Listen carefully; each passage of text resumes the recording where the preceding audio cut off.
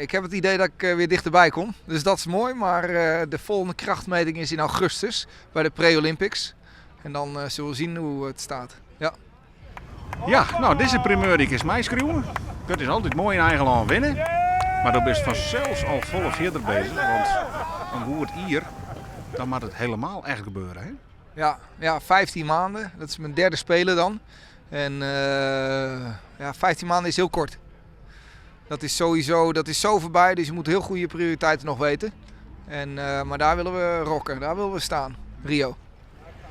Ja, die voorseizoen weer wat wonderlijk, want ja, er is wat nieuw materiaal, wat oorspul en dat is het proberen, maar het ligt er wel als het achteruit zilderst. Ja, het was januari, februari waren nog goed. Daar had ik het oude spul erop van daarvoor. En dus toen had ik 3 evenementen, 3 keer een medaille, 3 keer goud.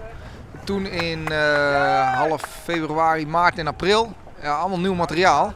En we dachten dat een stapje beter, gewoon nog wat meer snelheid. En het ging goed voor bepaalde omstandigheden. Dus 1, 2 knoopjes, 15, 16 knoopjes of 11, 12 knoopjes. Dus voor een hele narrow range, hele bepaalde omstandigheden ging het dan heel goed. Maar niet over de hele breedte. En ja, dat hebben we eigenlijk ermee gestopt. Ja.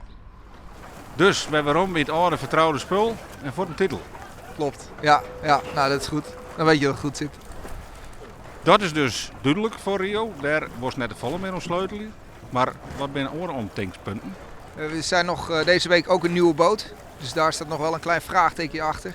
Die gaat ook mee naar Rio. Omdat hij met meer wind weer beter gaat. Denken we. Dus die moeten nog aftikken in Rio begin augustus. En verder nog veel techniekwerk. Downwind ben ik nog niet de snelste van de wereld. Dus daar moet hard aan de slag. Een stukje fysiek. Maar verder loopt het wel allemaal een beetje op rails. Ja.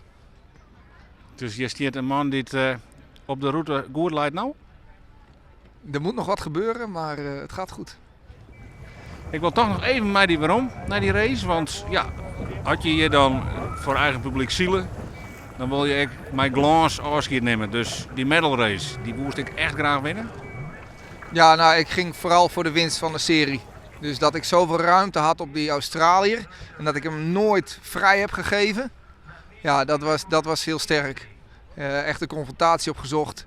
En waar ik voorheen nog wel eens de concurrent wat ruimte gaf, was het nu de hele tijd erbovenop. Dus dat was een winstpunt. En daarmee vooral tevreden. En dat je dan tweede in de medal race wordt, is mooi meegenomen voor de anderen. En dat zorgt voor het uiteindelijk puntenverschil, maar het draait om de medailles. Dus je bent een betere regisseur werden. Dat bepaalt wat er gebeurt. Ja, dat vind ik wel mooie woorden. Ja.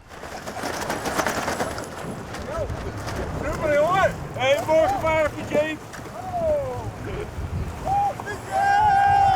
Even was